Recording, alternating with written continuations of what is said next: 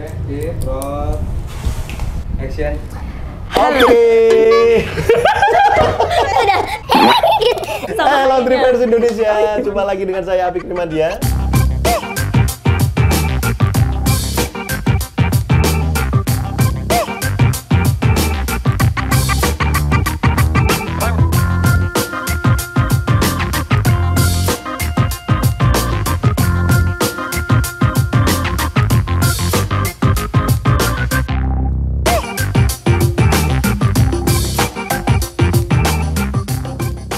Sekarang masih ada di Surabaya dan kali ini kita bersama cewek-cewek cantik yang sudah punya laundry, namanya Boys Laundry di Ngagel ya, Ngagel Surabaya. Nih. Beratang Gede tepatnya. Beratang Gede. Iya. Karena sudah ada di sini, silakan perkenalkan diri masing-masing. Silakan monggo, langsung ke kamera.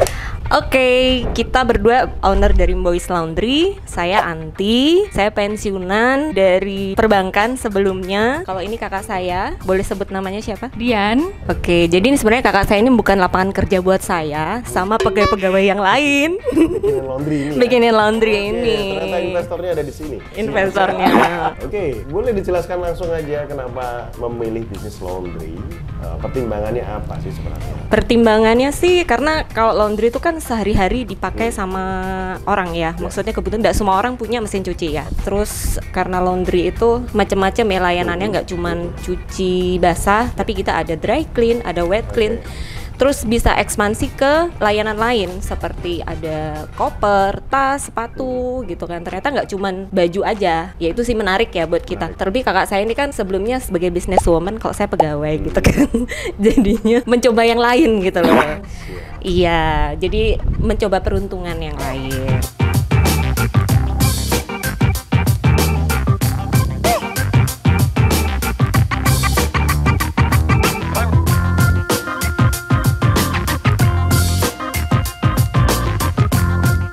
Profit gimana caranya? Oke, nah ini langsung to the point, langsung nanya tentang bagaimana biar untung. Jadi gini, Mbak Dian dan Mbak Anti terkait untuk manajemen kami dari awal memang kita ini bertugas untuk membangun bisnis laundry secara pondasi dulu.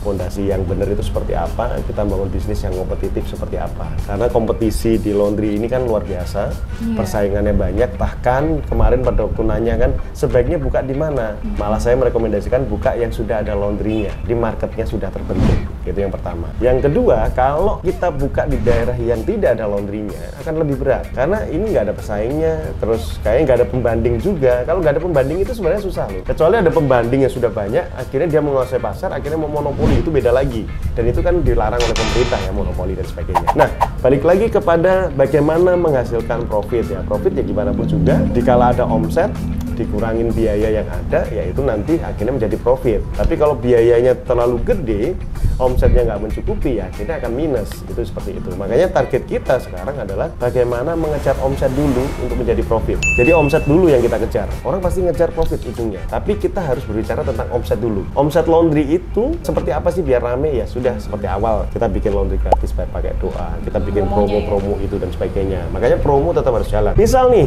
target kita sudah menentukan target nih, break even point, angka kesetimbangan di bisnis laundry dengan 5 set mesin, dengan pegawai ada 4 misalnya, harus angka berapa sih? 12 juta per bulan. Berarti per hari harus berapa? Kalau dibagi 30 hari, berarti 400.000 per hari yang harus kita hasilkan agar nggak nombok, agar tercapai angka break even point. Itu yang dilakukan. Makanya goalnya adalah bukan profit dulu, omset dulu yang rame. Untuk goal apa? Untuk biar tidak nombok tadi, biar nggak nombok dulu. Karena segala bisnis biasanya harus mengeluarkan dana cadangan. Sedangkan di bisnis ini sebisa mungkin tidak ngeluarin dana cadangan. Biasanya kalau kita sudah ada angka BEP di angka berapa, misalnya 12 juta kayak tadi, itu kalau kita dapat 15 juta itu lebih bersyukur loh. Alhamdulillah banget. Jadi kita nggak harus ngejar-ngejar yang tinggi-tinggi, harus 20 juta, 30 juta.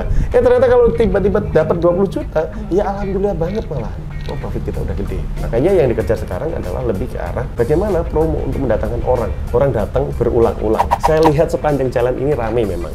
Laundry-nya juga ramai. Yang saya lihat banyak laundry murah itu yang sebelah sana itu ada laundry yang satu, yang warna kuning, ngejreng banget. Ngejreng, orang aja nggak ngapa-ngapain udah langsung pengen belok. Selama ada angkanya, orang langsung pengen belok. Terus sebelahnya lagi ada Omura apa? Saya sebut merek aja. Ada Max Express. Ini kan merek-merek nasional sebenarnya. Terus yang jadi masalah adalah di dalam gang itu ada laundry.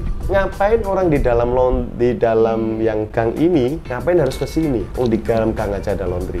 Bisa jadi karena tampilannya nggak meyakinkan, akhirnya dia ke sini. Oh, karena saya nggak trust dengan itu, nggak tepat waktu kok, akhirnya dia nyoba ke sini. Itulah yang dilakukan orang-orang, termasuk jenengan juga. Kalau milih tempat makan biasanya dilihat apa sih reviewnya, dilihat rame apa enggak yang makan di situ, cocok nggak dengan lidah kita. Kalau cocok ya berulang-ulang dan sebagainya. Makanya promo yang harus dilakukan terus-terus sampai titik tertentu di mana target kita terpenuhi. Dan target terpenuhi, ya kita bikin promo lagi biar orang itu sering repeat di sini. Apa sih menjadi pembeda ini dibanding laundry yang lain? Mungkin awalnya seperti itu dulu.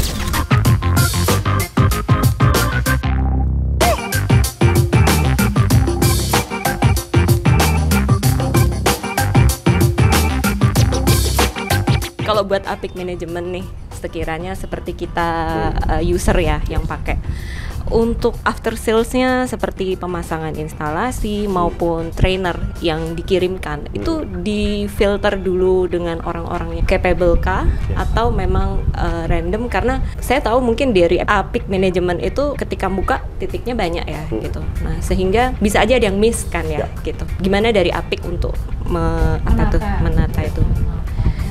Siap. Oh iya, udah punya sendiri. Oke, ini menjawab kekhawatiran klien kita yang lainnya. Jadi bisa dibilang saat ini video ini ada, harusnya sudah lebih dari 90 klien yang kita dampingin. Dan rata-rata kita pendampingan 2 minggu. Dulu masih awal-awal pendampingan kita 3 bulan dan 1 bulan. 3 bulan 1 bulan omset masuk ke kita. Beda ini. Omset masuk ke kita, segala resiko bisnis tapi memang kita yang nanggung. Banyak yang mau. Tapi biasanya nggak rela untuk berbagi omset pada waktu bulan kedua, omsetnya udah tinggi banget. Itu udah mulai nggak ikhlas kliennya. Daripada nggak ikhlas, kita dampingi 1 bulan. Terus ada waktu 1 bulan, itu juga mulai nggak ikhlas lagi. Sebulan kok itu profit segitu, kok nggak dibagi dan sebagainya. Padahal itu ada nilai di mana kita ada effort untuk ngegenjot yang namanya promo. Jadi kita di dalam manajemen pun, kita sudah punya angka-angka untuk itu. Misalnya kayak tadi yang di awal kita berbicara tentang bagaimana biar market kita ngunci berapa banyak untuk repeat order. Makanya ada istilah untuk bakar duit, bakar uang untuk promo itu terus-terusan. Nggak boleh pelit terhadap promo. Terus akhirnya menjadi 2 minggu. Karena 2 minggu kenapa? Karena itu tadi, karena udah sebulan rata-rata sudah nggak ikhlas untuk berbagi profit. Akhirnya kita bikin 2 minggu, tidak ada pembagian apa-apa. Kita ya sudah murni training aja. Training terkait teknis. Lebih fokus kepada teknis dibanding kepada strategi dan kepada bisnis. Nah, tadi bertanya terkait bagaimana memfilter atau mengirim para trainer yang ada di sini. Yang pertama, trainer ini semuanya sudah di training, train for trainers itu sudah di training. Tapi memang yang berikutnya adalah cara menangkap informasi beda-beda. Meskipun sudah ada tes dan sebagainya, ada yang lulus dengan angka seperti apa dan sebagainya. Ada yang pinter pada waktu ngajarin, tapi nggak pinter dalam waktu berbicara, komunikasikan. Ya. Terus ada titik di mana seharusnya secara profesional nggak ada alasan di mana saya lagi nggak mood nih, saya lagi nggak bagus nih, atau mungkin lagi nggak sehat. Kalau nggak sehat dan sebagainya kan masih boleh ya izin dan sebagainya. Toh itu pun juga bisa disampaikan di sana. Tapi intinya adalah kalau umpama berbicara apakah ini karena keteteran dari kita sebagai manajemen, seharusnya tidak. Kita pun ngerem kok. Yang harusnya kita, misalnya sekarang pun kita masih ada antrian sekitar 30-an klien lebih. Kalau kita ngebut banget, ya kita pasti kejar semua kok untuk opening misalnya 5 klien per minggu. Toh itu nggak kita lakukan selama timnya itu nggak bisa mengikuti itu. Misalnya trainer kita cuma 10, sedangkan setiap ngirim ke klien itu cuma 2 orang yang kita kirim. Itu pun kan juga harus disikapi seperti apa ini, secara knowledge seperti apa, secara kemampuan berkomunikasi seperti apa dan sebagainya.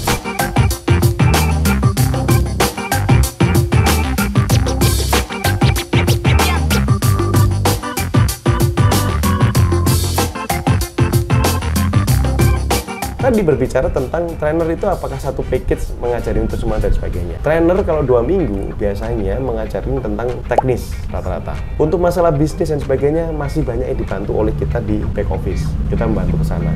Tapi kita butuh trainer untuk apa? Untuk ngecek traffic di sekitar seperti apa. Mereka harus update kondisi pelanggan itu ada masukan apa sih? Sehari dapat berapa sih? Hari Sabtu Minggu dapat berapa sih? Dan sebagainya. Berarti ada interaksi juga dari trainer ke pelanggan yang datang di tempat user ya. Benar. Oke. Wajib seperti itu, dan itu memang kita tugaskan karena gimana pun juga trainer kan harus jadi contoh. Kenapa harus 2 minggu kita dampingin? Karena banyak hal yang harus dipelajarin. Kalau untuk cuman cuci lipat sama laundry kiloan aja aman, tapi kan di sini kan ada nerima koper, tas, sepatu, helm, cover dan sebagainya yang kita cuci, dan itu harus berulang-ulang. Makanya banyak trainer dan asisten trainer banyak malah membantu di produksi, bahkan mereka kalau kekurangan tim bantuin nyuci, bantuin nyetrika. Itu masa harusnya malah tidak boleh. Tapi ya mau gimana pun juga trainer targetnya adalah membuat segala sesuatu berjalan dengan baik, tepat waktu, tepat jumlah. Jadi segala sesuatu dikerjakan seperti itu. Jadi kita berbicara lebih ke arah bahwa trainer di lapangan itu banyak fokusnya ke produksi. Tapi ya silahkan, karena ini pendampingan selamanya lewat WA dan sebagainya, silahkan bertanya kalau kondisinya seperti ini, butuh promo seperti apa dan sebagainya, kita bisa diskusi. Seperti itu.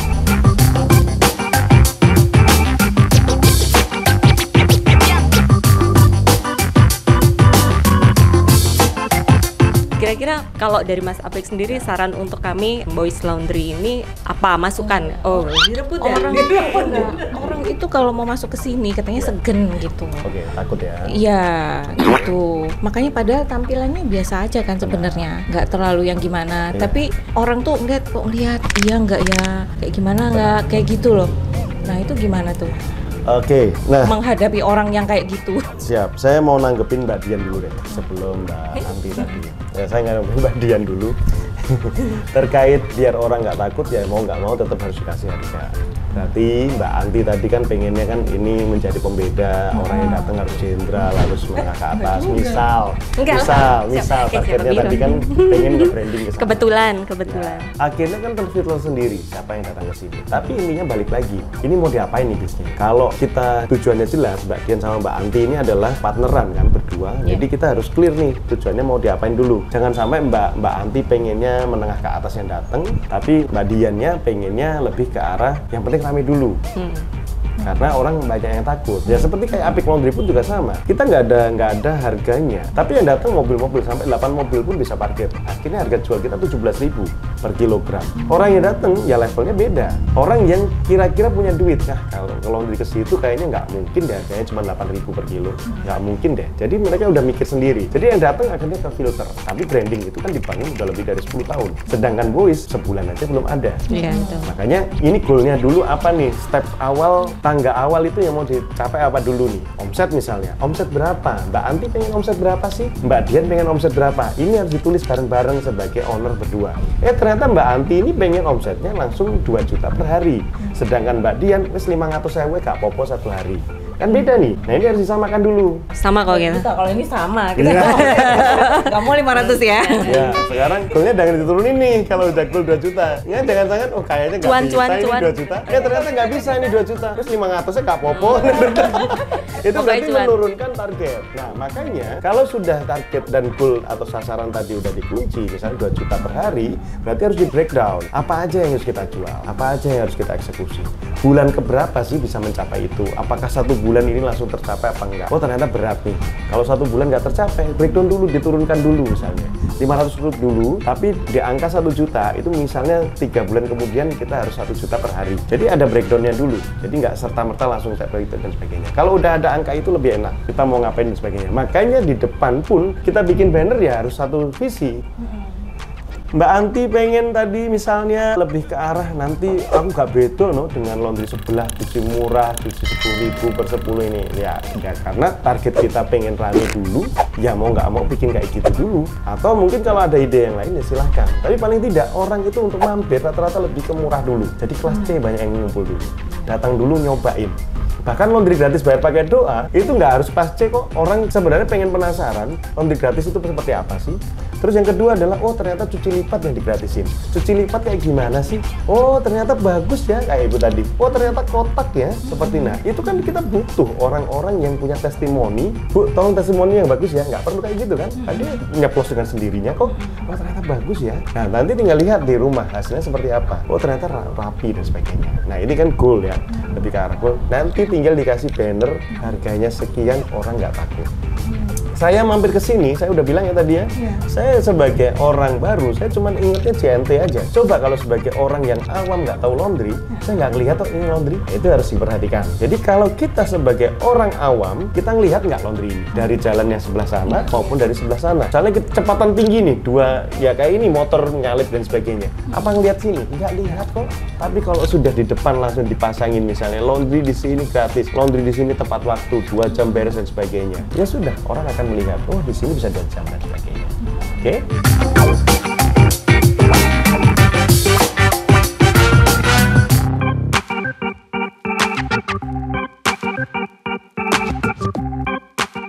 Teman-teman yang nonton di sini, ini salah satu klien kita, memang kita sengaja untuk roll di sini. Apa yang pengen disampaikan buka-bukaan bahwa kita sebagai Apik Management pun tidak sempurna 100%.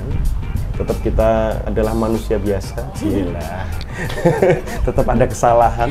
Jadi terkait masalah tim dan sebagainya yang memang membuat shock, kaget, termasuk oh laundry itu nggak sesimpel itu loh. Ternyata ribet banget, banyak banget yang harus diurusin dan sebagainya. Ada pesan apa terakhir yang mau disampaikan ke penonton? Silakan. Oke, buat yang nonton nih, untuk memulai suatu bisnis baru itu jangan takut. Yang penting itu ada niatnya, terus kita research ya, yang kompeten itu apa dan yang kita minati itu apa. Seperti kita sekarang ini kan pakat nih, saya sama kakak saya itu mau buka laundry. Nah, kemudian kita waktu research itu lihat pakai bapak ini, mas Bapak ini. Bapak ini siap. Bapak Apik gitu ya. Tim. Kita bukan tim. Kita terima kasih juga sih gitu dikenalkan laundry ini bahwa tidak semudah yang Anda duga gitu kan ya. Tapi inilah gitu, bisnis tuh nggak semuanya mulus gitu kan. Kita mengawali semua ini selalu semuanya running well gitu. Yang diperlukan tuh mental sebenarnya. Jadi pebisnis itu jangan takut hal-hal yang belum terjadi gitu. Dijalanin aja. Dengan Mas Apik saat ini kita salah satunya juga diskusi mengenai lebih dan kurangnya gitu ya. Kalau relationship gitu ya Mas ya. Kalau memberi tapi nggak terima. Wah, jadi cuma satu arah gitu ya. Oke teman-teman, terima kasih ya sudah nonton video ini dari awal hingga akhir. Terima kasih Mbak Dian, terima kasih Terima Mbak kasih Anti, Mas supportnya, Apik. atas kepercayaannya. Mohon maaf kalau ada salah kata, salah perbuatan dari tim kita di Apik Management. Siap, terima kasih. Saya Apik Dia undur diri. Saya Dian, saya Anti. Sampai jumpa lagi. Bye-bye.